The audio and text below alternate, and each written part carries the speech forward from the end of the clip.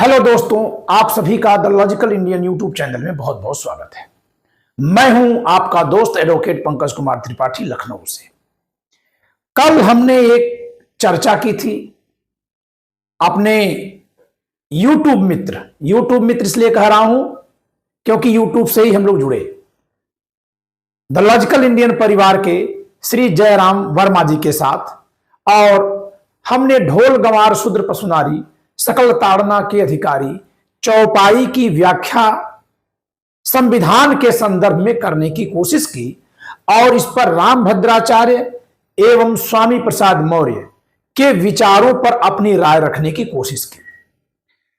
अब ये चर्चा 1 घंटा की थी, बल्कि 1 घंटे की थी। हम लोग एडिट करके रात में ही उसको आप सबके लिए प्रस्तुत किए।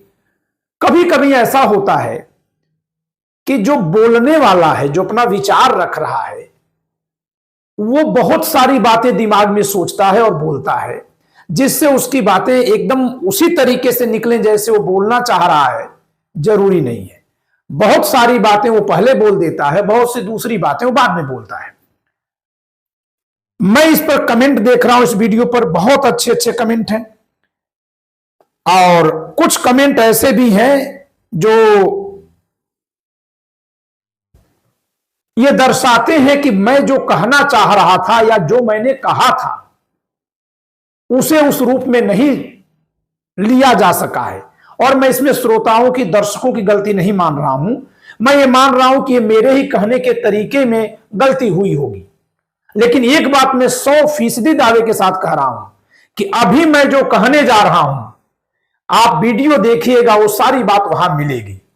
तो इस वीडियो को बनाने का क्या एक उद्देश्य है, सिर्फ इतना भर है कि जिन लोगों को मेरे विचार सही से स्पष्ट नहीं हुए हैं, इस वीडियो के जरिए वो स्पष्ट हो जाए। मैं कुछ प्रश्नों के जरिए उत्तर लेना चाह रहा हूं। पहली बात कि इस चौपाई को मैं किस भाव में लेता हूं, क्या इसका मैं बचाव करता हूं, इसको उचित ठहराता हूं? जी नहीं, मैं किसी भी कीमत पर रामचरितमानस की इस चौपाई को और इस तरह की और कई चौपाइयां हैं, मैं इसके पहले एक वीडियो में शायद अपने पुराने वाले चैनल पर कहा भी हूं, दिखा कर पढ़ कर मैंने बनाई है वीडियो। मैं इनकी आलोचना करता हूं। ये भेदभाव को बढ़ाने वाली और कुतार्किक बातें हैं। दूसरी बात कि क्या मैं रामभद्राचार्य जी द्वारा ताड़ना शब्द की जो परिभाषा लगाई गई उसका समर्थन करता हूं? इस पर मैं 2 बात कहता हूं। जी नहीं, मैं उनके द्वारा की गई व्याख्या से सहमत नहीं हूं और उनके भाव से भी सहमत नहीं हूं। 2 बातें आई ना। व्याख्या से क्यों नहीं सहमत हूं? उन्होंने ताड़ना का अर्थ लगाया लखना, नजर रखना, देखभाल करना। ठीक है, तो सहमत क्यों नहीं हुआ? बल्कि मैं इसका अच्छा से अच्छा जो अर्थ निकाला वो अनुशासन करना निकाला, और अभी भी मैं वही अर्थ निकालूंगा। फिर भेदभाव मैं क्यों मान रहा हूं? क्या अनुशासन भेदभाव है? जी हां, अनुशासन के आड़ में कुछ भी करने के लिए छूट दे देना, यह भेदभाव है। शब्द गलत नहीं है, भाव उसका बहुत गलत है। अभी बताऊंगा कि मैं कल क्या कह रहा था। तो पहले रामभद्राचार्य जी की बात पर अपनी बात रख लूं कि रामभद्राचार्य जी कह रहे ताड़ना नहीं, तड़ना है, लखना है, अवधी भाषा का शब्द है। तो इसीलिए कल की वीडियो में आप देखिएगा कि मैंने रामभद्राचार्य जी से सवाल किया है कि अगर तड़ना, ताड़ना का मतलब लखना, ध्यान रखना, नजर रखना, निगाह रखना, बचाना यह है, तो ओलंपिक पदक विजेता बेटियों के साथ यौन कृत्य होने पर उनकी चीख पुकार न सुनने वाली सरकार के प्रधानमंत्री से जब आप गले मिलते हैं, उनको आशीर्वाद देते हैं, गले क्या हो तो आपके पैर में गिरते हैं, तो कभी आपने अपने उस शक्ति का प्रयोग करके, इसी चौपाई का प्रयोग करके उनको भी ताड़ना दिया कि तुम भैया देश के प्रधानमंत्री हो, ये बेटियां कहां रो रही हैं? तब तो मैं जानता कि आप जो अर्थ बता रहे हैं शायद हम ही लोग उसका गलत अर्थ समझ रहे हैं। लेकिन जब व्यवहार की बात आती है रामभद्राचार्य जी, तो आप इस चौपाई का वही अर्थ प्रभावी बनाते हैं जो हम जैसे लोग इस चौपाई का अर्थ निकाल रहे हैं, अर्थात यह चौपाई गलत भाव से है, वही आप दिखाई दे रहे हैं। किसी ग्रंथ के श्लोक की कोई अच्छी से अच्छी व्याख्या कर देना, लेकिन उस अच्छे आचरण के विरुद्ध आचरण देख करके उसकी आलोचना न करना या स्वयं उस बुरे आचरण के साथ दिखना, यह तो व्याख्या करने वाले पर संदेह पैदा करता है। यही बात मैंने कल कही है कि राम रहीम को पेरोल पर छोड़ा गया तो कौन सा अनुशासन है, पूछा है कि नहीं पूछा है। चंद्रयान के मजदूरों को नौकरी नहीं दी, सैलरी नहीं दी गई, पूछा है कि नहीं, कल पूछा है, वीडियो देखिए। किसान आंदोलन के लोगों पर गाड़ी चला दी गई, रौंद दिया गया, तो कौन सा अनुशासन है? क्या अनुशासन यही होता है? जब मैंने अनुशासन अर्थ निकाला, मैं अपने वाले अर्थ के बावजूद भी इस चौपाई पर आपत्ति किया हूं। हे मेरे भाइयों, किसी चीज को खारिज करने के लिए अलग अलग रास्ते हैं, अलग अलग तरीके हैं। छोटे बच्चे को कोई चीज नहीं पसंद है या किसी बड़े व्यक्ति को भी गुस्से में कोई चीज नहीं पसंद है तो पटक देगा, फोड़ देगा, फेंक देगा। लेकिन जब वही शांत है और नहीं पसंद है तो कारण बताएगा, कहेगा नहीं ये आप बहुत अच्छे से लाए हैं, लेकिन ये जानिए ये खराब चीज है, इसको इस नाते इसको उधर रख दीजिए। अब उसी समय कोई कहेगा इसको फेंक देते हैं, नहीं नहीं फेंकिए मत, इसका ये उपयोग भी हो सकता है। अब आप कह देंगे तो बचाव कर रहे हैं। तो एक बात बताइए, जो लोग पशु पालते हैं तो पशु का दूध लेते हैं, लेकिन गोबर भी तो वही उसी दरवाजे पर देता है पशु ना, जहां से हम दूध निकालते हैं। अब हम कह दे रहे ये तो गोबर के लिए पशु रखे हुए हैं, अपने दरवाजे पर गंदा करा रहे हैं, तो फिर दूध कैसे पाएंगे? तो किसी भी चीज में जो अच्छी चीज है उसको लीजिए, जो खराब है उसकी आलोचना कर लीजिए। कोई भी समझदार बुद्धिमान यही कहेगा। और हमेशा हिंसात्मक लोग ही संपूर्ण को हटा देने की बात करेंगे। संपूर्ण कुरीतियों को हटाना है, संपूर्ण समाज और संस्कृति को नहीं हटा देना है। मैंने कल क्या कहा था कि धर्म में ही अधर्म छुपा है, तो अधर्म को पहचान के हटा देना है। शेष धर्म की अधिकार, धर्म की स्वतंत्रता का अधिकार संविधान देता है, अपना अपना लोग मानते रहें, क्योंकि हमारे आपके बस का नहीं है कि हम लोग किसी भी धर्म को खत्म कर पाए। यह जान लीजिए, चिल्लाने से हमारे नहीं हो जाएगा। हम धार्मिक मान्यताओं के नाम पर होने वाले भेदभाव, अपमानजनक व्यवहार को प्रतिबंधित करवाएं, यही हमारा संविधान कहता है कि धर्म मानो लेकिन कुरीतियों का बहिष्कार करो, सुधार करो, अनुच्छेद 25 में लिखा हुआ है। तो अभी चलिए, हमने रामभद्राचार्य जी की बात कह दी कि उन्होंने ताड़ना का जो एक अर्थ विन्यास बताया, काश कि उसी अर्थ विन्यास पर प्रधानमंत्री जी से कहते तो हम लोग भी मानते कि हम लोग इस चौपाई का गलत अर्थ कर रहे थे, या ये भी हो जाता कि इस चौपाई का एक बढ़िया अर्थ निकल आता। शायद जो तुलसीदास जी छोड़ दिए थे वो रामभद्राचार्य जी पूरा कर देते, समाज को एक रोशनी मिल जाती। यह अलग बात है कि कहां कहां सही करेंगे, बहुत सारी जगह पे गलत बातें लिखी हुई हैं ग्रंथों में, धर्म किताबों में। हाँ जी, मैंने पढ़ा है, मनुस्मृति मैंने पढ़ी, कितनी बार मैंने कहा, इसमें बहुत सारी ऐसी बातें लिखी हैं जिसको लागू कर देना किसी की हिम्मत नहीं है आज के समाज में। अगली बात, तो रामभद्राचार्य जी के मैं दोनों बातों से असहमत हुआ, जो इधर से उधर इसका अर्थ किए, भाषा कोई नहीं जानता है, कोई ये नहीं करता है। मैंने कल ये भी कहा था कि भाषा का क्या मतलब है, जो हम कहें आप तक पहुंचे वही भाषा है। हम कहें तो कि ये चीज नहीं करनी या खुद करते दिखें और फिर इसके बाद वो घुमाएं। तो रामभद्राचार्य जी के अर्थान्वयन और उस अर्थ पर उनके खुद के आचरण दोनों का ही मैं समर्थन नहीं कर पाऊंगा। अब आते हैं स्वामी प्रसाद मौर्य जी के बयान पर। वो रामचरितमानस की तमाम उन चौपाइयों को उठाकर चल पड़े हैं समाज में जो चौपाइयां भेदभावकारी हैं। मैं उनके इस बात से सहमत हूं कि ये चौपाइयां भेदभावकारी हैं, उनके लिए अपमानजनक हैं, चूंकि वो अपने को जिस जाति वर्ण से बताते हैं, और अगर वो उस जाति वर्ग से नहीं भी होते, किसी भी जाति वर्ग से होते और कहते कि ये गलत है, तब भी मैं उनके इस कहने के साथ होता कि जी हां ये गलत है। मेरे लिए कोई चौपाई, जहां जिस जाति और लिंग और वर्ण में मैं जन्म ले लिया हूं संयोग से, मेरे लिए कोई चौपाई भेदभावकारी नहीं है, बल्कि मेरे पक्ष में भेदभावकारी है। फिर भी मैं कह रहा हूं कि बहुत सारी रचनाएं धर्म की किताबों में या धार्मिक मान्यता प्राप्त पुस्तकों में भेदभावकारी लिखी गई हैं। तो आप जरा बताइए कि स्वामी प्रसाद मौर्य जी का विरोध ज्यादा बड़ा हुआ कि मेरा? जो व्यक्ति अपने पक्ष में होने वाले भेदभाव को नकारे, ज्यादा न्यायी कौन हुआ? आप बताइए। लेकिन मैं अपने को ज्यादा नहीं मान रहा हूं। हम ये मान रहे हैं कि हम सब संविधान प्रेमी अगर हैं तो संविधान के अनुच्छेद 25 में लिखा है कि हिंदू धर्म में सुधार का प्रयास करने का अधिकार सबका है। मैं अनुच्छेद 25 के तहत अपने मूल अधिकार का प्रयोग कर रहा हूं। लेकिन एक दूसरी बात से मैं सहमत नहीं हूं जो स्वामी प्रसाद मौर्य जी चीख चीख कर कह रहे हैं। वो क्या?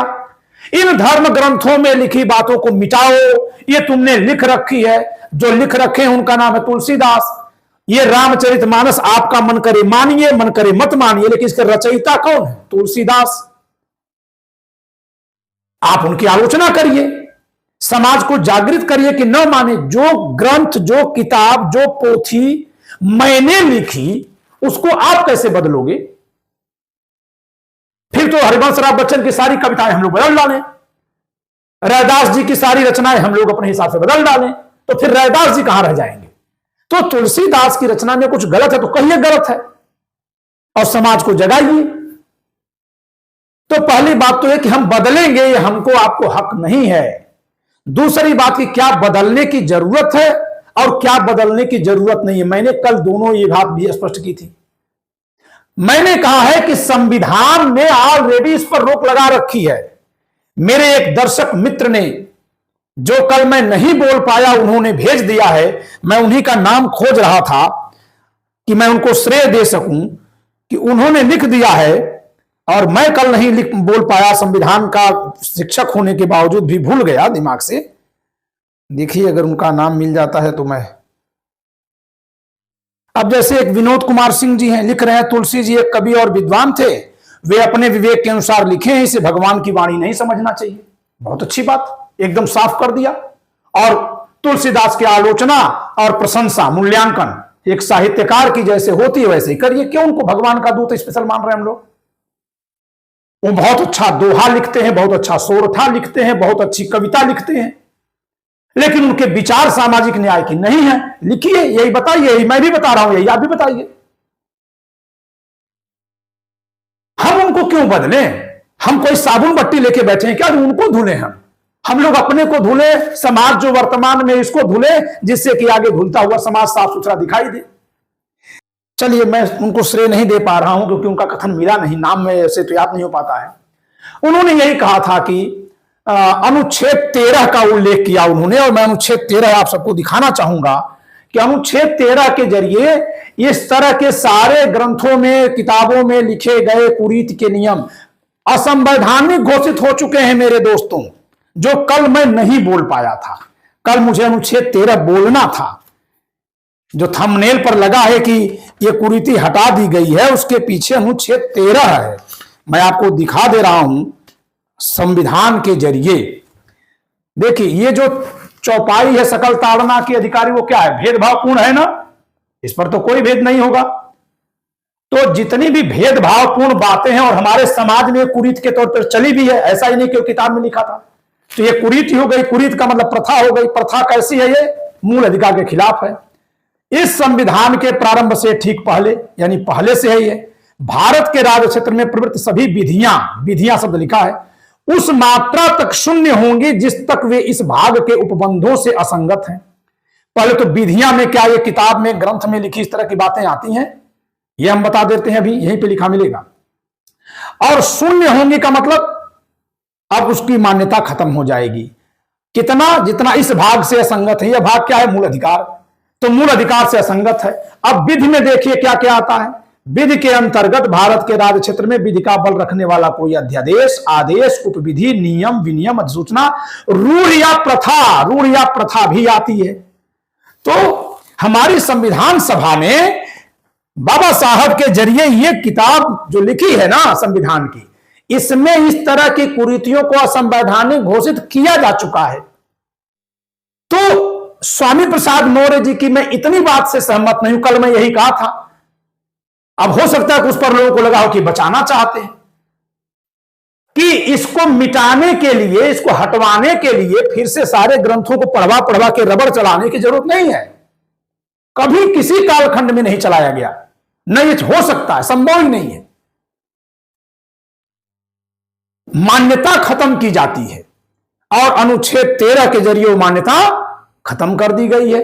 संविधान जिस दिन लागू हुआ उसी दिन से। तो अब हम इसको केवल किताब के रूप में पढ़ेंगे। अब आते हैं इसके अर्थ पर। कुछ हमारे दर्शकों ने मेरे द्वारा ताड़ना शब्द का जो अर्थ अनुशासन के रूप में लगा दिया गया, उस पर उनकी आपत्ति है। कुछ लोग तो मुझे डिक्शनरी पढ़ने के सुझाव दे रहे हैं, बहुत अच्छी बात है।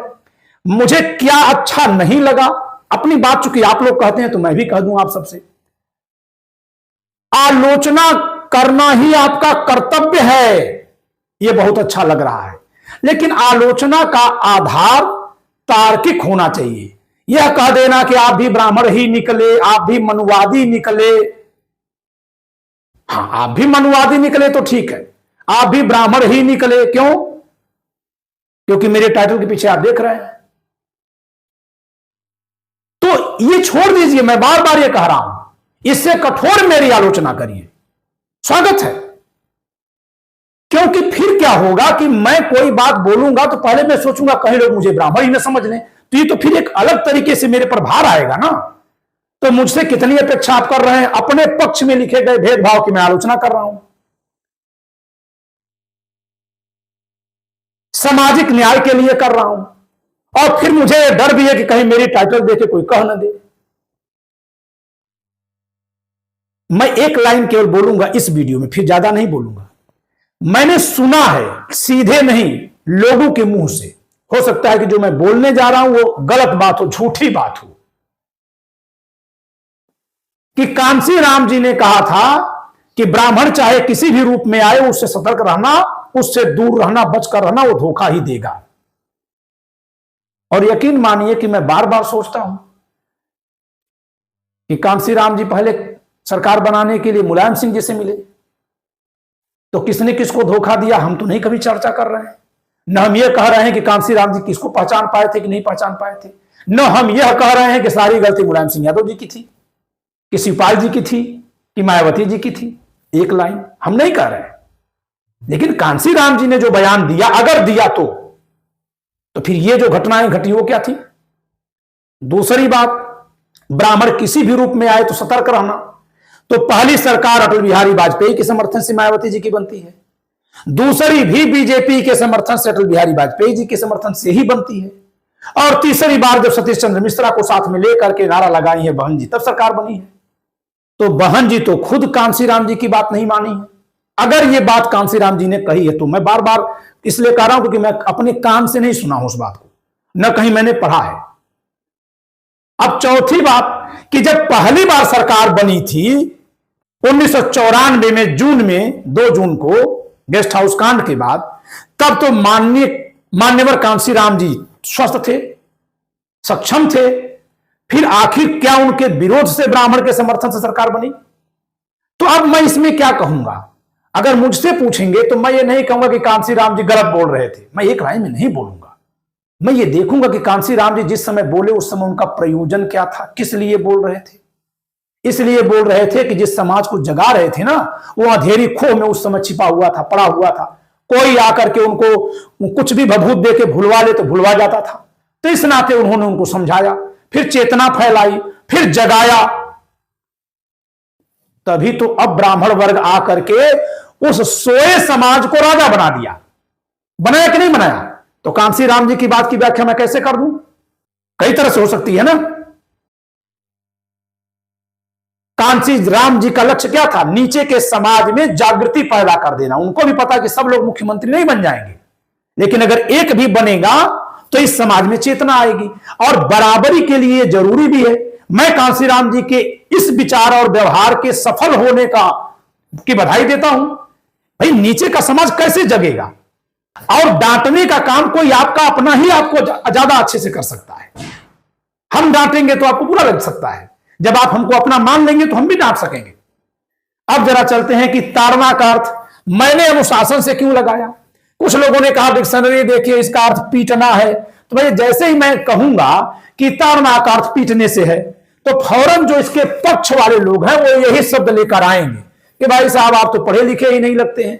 अगर ताड़ना का मतलब पीटना है तो ढोलक को क्या पीटा जाता है? पशु को क्या लाठी लेकर मारते हैं? हमारी सारी चर्चा ध्वस्त हो जाएगी। यहां तक, यहां, यहां और यहां वो पहुंचने ही नहीं देंगे हमको। और हमें अंदर से नफरत वाला मान लिया भी जाएगा, उचित भी माना जाना। तो हमने इस नाते एक ऐसा शब्द चुना जो अच्छा है, जो यहां फिट बैठ रहा है, यहां भी फिट बैठ रहा है, यहां भी। अभी सुनना, अब इतने पे अर्थ मत निकाल लीजिएगा। अब कुछ लोग इतने पर भी कह देंगे यहां भी फिट बैठा रहे, सब पर फिट बैठेगा भाई, लेकिन फिर भी भेदभाव कैसे है अभी मैं बताता हूं। भेदभाव है, इस नाते थोड़ा धैर्य रखिएगा मेरे दोस्तों, उस बात तर्क की समझिए। कानून की व्याख्या इतनी आसान होती, साहित्य की व्याख्या इतनी आसान होती, तो हम लोग 20-20 साल तक शिक्षा के लिए रात दिन नहीं पढ़ते। लेकिन थोड़ा सा आप लोग धैर्य रखेंगे तो वो बात आप तक जाएगी जो आप खुद अर्थ निकाल कर बैठे हुए हैं। इसीलिए मैं कहता हूं कि बहुत पढ़े लिखे होने की भी जरूरत नहीं है, लेकिन थोड़ा सा धैर्य रखिए। अनुशासन का अर्थ हर जगह फिट बैठेगा, हर जगह फिट बैठेगा, बिल्कुल सही है भाई। जब नारी का, पत्नी का संरक्षक कौन है? पति। कब? जब पर्दा प्रथा थी, या आज भी नारी असुरक्षित है? अभी आपके घर में रात में कोई आ जा, बेल बजा दे तो क्या करते हैं? पत्नी को घर के पीछे करते हैं, जाते दरवाजा खोलते हैं। लेकिन अगर ऐसा लगता है कि आपका ही कोई दुश्मन है, जान मारने वाला या आपसे को अपमानित करने वाला, तो ऐसा भी हो सकता है कि उसमें पत्नी ही अंदर से पूछ ले, तो समय के साथ व्यवहार करते हैं। लेकिन अब यहां देखते हैं, हम अनुशासन को सब जगह लगाकर देख रहे हैं। जो लोग इस चौपाई का बचाव करते हैं वो खुश हो जाएंगे, हाँ बहुत अच्छा, हो लीजिए खुश थोड़ी देर। और जो लोग इस चौपाई का पूरा पूरा विरोध करते हैं उनको थोड़ा देर लगे भैया अनुशासन का अर्थ लगा रहे हैं, थोड़ा धैर्य रख लीजिए। हम आपसे अच्छी आलोचना इसकी कर देंगे दोस्तों, क्योंकि आलोचना का विषय है ये। आपके कहने पर हम आलोचना नहीं कर रहे हैं, न किसी के कह देने पर हम तारीफ कर देंगे। मैं आलोचना का जो आधार दिखाऊंगा ना, उसको कोई विद्वान आके खंडित नहीं कर पाएगा। चलिए दिखाता हूं। अनुशासन, हाँ, ढोलक चढ़ाया गया, अच्छे से बजाया गया लय ताल से, तब उसका हम प्रयोग कर पाए। पशु को हम सिखाए, खाना पानी देते हैं, उसका गोबर भी फेंकते हैं, सब काम करते हैं, चारा देते हैं उसके लिए, तब दूध निकालते हैं, पगहा बांध करके दूध निकाल लेते हैं, उसके बछड़े को कम दूध पिला के दूध निकाल लेते हैं। चलिए ये तो ठीक हो गया। अब आती है बात गंवार, इसको तो शिक्षा दे देना चाहिए था ना। तो कुछ लोग कह दिए कि ताड़ना का मतलब शिक्षा है, रामभद्राचार्य जी ने यह भी कहा था, और इसी नाते वो अटक गए, फंस गए उसमें। क्योंकि अगर ताड़ना का मतलब शिक्षा से ले लेंगे तो हम कहेंगे ढोलक को कौन सी शिक्षा दोगे, तो वो फंस गए। क्योंकि जो इस चौपाई का बचाव करेगा मेरे दोस्त, वो फंसेगा। गलत को गलत कह दो ना। और ये कहीं इसका बचाव है कि जिस समय ये चौपाई लिखी गई, उस समय का समाज इसी अन्याय को धर्म और न्याय मानता था। भाई जिस समय पति के मर जाने पर सांप काट लिया, 11 साल का बच्चा मर गया, उसकी पत्नी है 6 साल की, जला दो जिंदा। 14 साल की बच्ची है, 18 साल का पति मर गया, गोदी में बच्चा है, बच्चा को छीनो, बाप तो सांप काटने से मर गया, और मां को चिता पे जला दो। तो वो समाज धर्म मानकर जलाता था। तो जब वही धर्म है तो किताब लिखने वाला भी वही लिख दिया। लेकिन उससे हमको क्या अपेक्षा है कि जब वो धर्म पर किताब लिख रहा था तो वो अधर्म को छील दिया होता, बाहर कर दिया होता। तो हर एक देश में, समाज में एक समय पर पुनर्जागरण चलता है, तर्कवाद चलता है, जैसे आज चल रहा है। किसी पंडे की हिम्मत नहीं है कि यह तर्कवाद के खिलाफ इस समय आ जाए समाज में, जान लीजिए आप। और पंडा मतलब मैं सबके लिए कह रहा हूं, कोई मौलवी नहीं आ सकता, कोई पादरी नहीं आ सकता।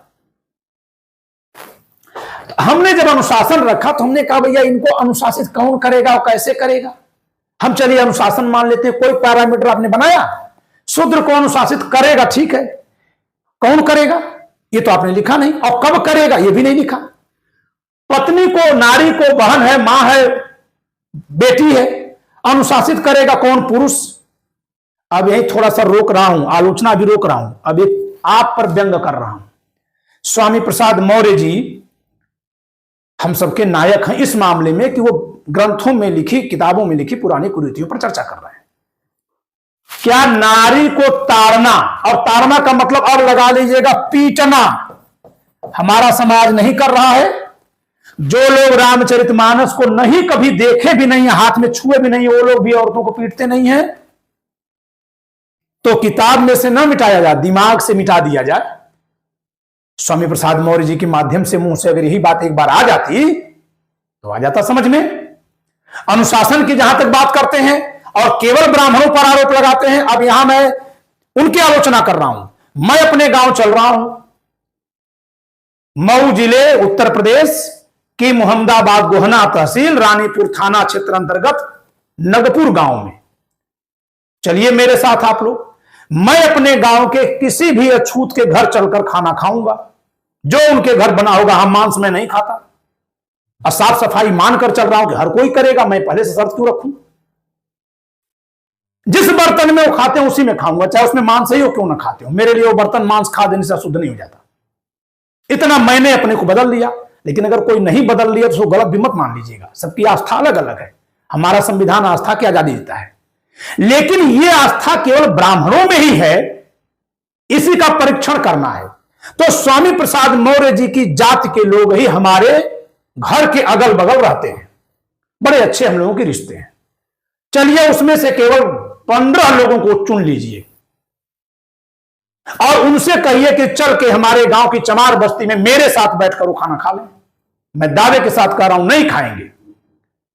अब आइए, कुछ यादव जी लोगों ने भी मेरे कमेंट के नीचे कमेंट लिखा है। मैं अपने गांव के 15 यादव जी लोगों को बुलाकर ले चलूंगा, वो चले हमारे गांव के धोबी के यहां खा लें खाना। अरे भाई, ये लिखा है तो केवल किताब में नहीं है, दिमाग में है, ढो रहे हैं और सब ढो रहे हैं। तो आलोचना केवल ब्राह्मणों की तो फिर फेल हो जाएगा सब। संविधान 70 साल बने हो गया और कोई लागू नहीं कर रहा है, मान नहीं रहा है। अनुच्छेद 13 में मना कर दिया गया पुरानी कुरीतियों को, सब लोग ढोए जा रहे हैं। तो केवल एक पर दोष टांग देने से तो ये उसी तरह से औंधे मुंह गिरेगा ऐसा विरोध जैसे अभी पीछे 10 साल से चल रहा है। मुसलमानों ने सब खराब किया, मुसलमानों ने सब खराब किया, मुसलमानों ने सब खराब किया। पता चला मुसलमान ही टनल में फंसे मजदूरों को निकाल रहे हैं। निकल गए ना हीरो वहां से। संसद में क्या बोला गया था? कटुआ, मुल्ले, आतंकवादी। बोलिए ना उन मजदूरों को बचाने वाले लोगों को। इस नाते हे मेरे भाइयों, बाबा साहब से सीखिए, नेहरू जी से सीखिए, महात्मा गांधी से सीखिए, सरदार पटेल से सीखिए। ये लोग समाज को जोड़ने की बात कर रहे थे। हाँ, कोई कह रहा था भाई जहां जन्म ले लिए उसी पर गर्व करो, वही काम करो। उसके भी पीछे की मंशा वही थी। वो लाभ आए ना आए एक अलग बात है, आलोचना करना अलग बात है। तो अब मैं एक और भी श्रोता के कमेंट पर चर्चा करूंगा। वो सज्जन कुछ दिन पहले मेरे बारे में कुछ लिखे, फोटो देखकर मुझे बहुत सम्मानित व्यक्ति लग रहे हैं, मतलब उम्र दराज लग रहे हैं। मैंने उनके कमेंट के नीचे अपनी सफाई में जो मैं लिख सकता था लिखा, मुझे बात याद नहीं आ रही है। फिर मेरे घर में जब कुछ लोग मिलने आए तो उन्होंने लिखा इन लोगों का सरनेम बताइए। अब भाई साहब मैं कैसे सरनेम बताऊं? राम जी, मारू जी। मैंने तो खुद नहीं पूछा है कि उन लोगों का सरनेम क्या है। बहुत से लोग ऐसे हैं जो सिंह टाइटल लगा लेते हैं, लेकिन उसके पीछे न जाने वास्तविक जाति क्या है, तो कैसे हम जानेंगे? शर्मा, वर्मा भी ऐसे ही जातियों में आते हैं, टाइटल्स में है कि बहुत सारे टाइटल्स लगाते हैं लोग और अंदर कुछ और होते हैं। हम कैसे, किस मुंह से पूछ लें? आप बताइए। हम तो आपसे और अपने से सबसे ये कह रहे हैं कि हम लोग क्या देखें? विचारधारा। अब आज उन्होंने एक आलोचना लिखी है ढोल गंवार शूद्र सुनारी पर कि ये दो हिंदू बात कर रहे हैं, मैं पंकज कुमार त्रिपाठी और मेरे मित्र जयराम वर्मा जी। ये दो हिंदू बात कर रहे हैं, दोनों मिलकर वनवाद को बचाने की ही तो बात करेंगे। जब दोनों हिंदू हैं तो क्या भाई साहब ऐसे चुनेंगे? ऐसे होगा? कोई भी सोशल मीडिया पर आएगा तो उसको सुनने पढ़ने वाले 10-20 हजार लोग हैं। हमें तमाम मित्र लोग कहेंगे ऐसी बातों को ध्यान मत दीजिए। जी नहीं, मैं विपरीत विचार से चलता हूं। यहां पर हर एक आदमी को हमको देखना है। 10,000 लोग कमेंट कर रहे हैं, अगर मैं 200-400 को छोड़ दूं तो क्या दिक्कत है? लेकिन नहीं, छोड़ना नहीं है। छोड़ना केवल उनको है जो मानसिक रूप से बीमार हैं, क्योंकि वो जानते सब हैं लेकिन मानेंगे नहीं। तो उनको हम क्या करेंगे? वो भी कभी संभल सकते हैं। तो मैंने कल यही कहा कि ताड़ना का चाहे कुछ भी अर्थ लगा लीजिए, ये बात अधूरी रह गई। तो अनुशासन इसको मत दीजिए, इसको पढ़ा दीजिए। और इसको पढ़ाएंगे तो इसको कैसे पढ़ाएंगे? तो इसका पढ़ाने का अर्थ गलत हो गया, यानी इन पांचों को एक साथ रख देना ही गलत है। शूद्र को ताड़ना कौन देगा भाई? अनुशासन ही मान लेते हैं, कौन देगा? कब देगा? दे तो रही थी एक शिक्षिका अनुशासन, अनुशासन के नाम पर क्या किया उन्होंने? एक मुस्लिम बच्चे को पूरे क्लास के हिंदू बच्चों से पिटवा दिया, जबकि आज के दौर में अनुशासन की शर्त भी लिखी है। इसमें तो कोई शर्त ही नहीं है। कल मैंने ये भी आलोचना की थी कि शूद्र को और नारी को और गंवार को ताड़ना ही दी जाएगी, अनुशासन ही दिया जाएगा, शिक्षा ही दी जाएगी, तो और लोग क्या शिक्षित हैं? और लोग अशिक्षित रहेंगे? कैसे भी अर्थ निकाल लीजिए ना, जो शब्द बता दें, जो इस चौपाई के बचाने वाले जो भी इसका अर्थ निकालें, इसका गलत ही प्रयोजन दिख जाएगा। यही मैं कल कहने की कोशिश कर रहा था। तो उम्मीद करता हूं कि संविधानवाद की इस व्याख्या में संविधान का जो एक अनुच्छेद 13 आज चर्चा में आ गया, यह भी आप ध्यान देंगे। और मैं मानता हूं कि रामभद्राचार्य जी की बात, चूंकि कला के विषय में किसी को 100% गलत हम नहीं कह सकते, तो मेरी समझ से 90% तक गलत है। स्वामी प्रसाद मौर्य जी जो बात कर रहे हैं, उनकी बात में पीड़ा सही है, लेकिन दो जगह गलत हैं। एक तो नारी के खिलाफ भेदभाव तो हर समाज में है, तो केवल ब्राह्मण को जिम्मेदार ठहरा देना यह गलत है। यह राजनीति का एक आधार आजकल हो गया है कि बस एक वर्ग के खिलाफ नफरत पैदा कर दो ताकि अपने वाले मोहब्बत करें। आजकल हम लोग ऐसे ही तो कर रहे हैं, विगत 30 साल से कर रहे हैं। मैं एक उदाहरण दूंगा। बिहार में जमींदारी उन्मूलन नहीं कर पाई कांग्रेस, शेष पूरे भारत में कांग्रेस की सरकार ने कर लिया। एक राज्य छूट गया। हो पाया आज तक? सन 90 से वहां गैर कांग्रेसी सरकार है, क्यों नहीं हो पाया? और हो भी नहीं पाएगा जब तक खून खराबा नहीं होगा, नहीं हो पाएगा। फिर पूरे देश में बिना खून खराबा के कैसे हो गया? वहीं पर महात्मा गांधी समझ में आपको आ जाएंगे। तो बाबा साहब ने भी किया, नेहरू जी ने उसको इंप्लीमेंट कर दिया। महात्मा गांधी ने ऊपर के लोगों को त्याग करना सिखा दिया था, इस नाते वो अपना लिए, जाने तो भाई ठीक है, गांधी जी तो भाई एक धोती लपेट कर चल दिए, तो हम भी कुछ त्याग कर लें। एक माहौल बनाया गया। अब वो माहौल अगर बिगड़ जाएगा, जो विगत सन 90 से की राजनीति में यही चल रहा है, केवल इस समाज को, उस जाति को, तो एक समय तक तो उसका लाभ हुआ, निचले समाज में स्वाभिमान आया, इच्छा हुई, जागृति आई, वहां तक तो ठीक है। लेकिन अगर इसको उल्टे तक ले जाते रहेंगे तो एक समय पर जाकर के नुकसान कर देगा और इससे देश का नुकसान होगा। तो उम्मीद करता हूं कि कल की लंबी वीडियो से जो मेरे भाव स्पष्ट नहीं हुए थे अब हो गए होंगे। आज के लिए इतना ही। धन्यवाद।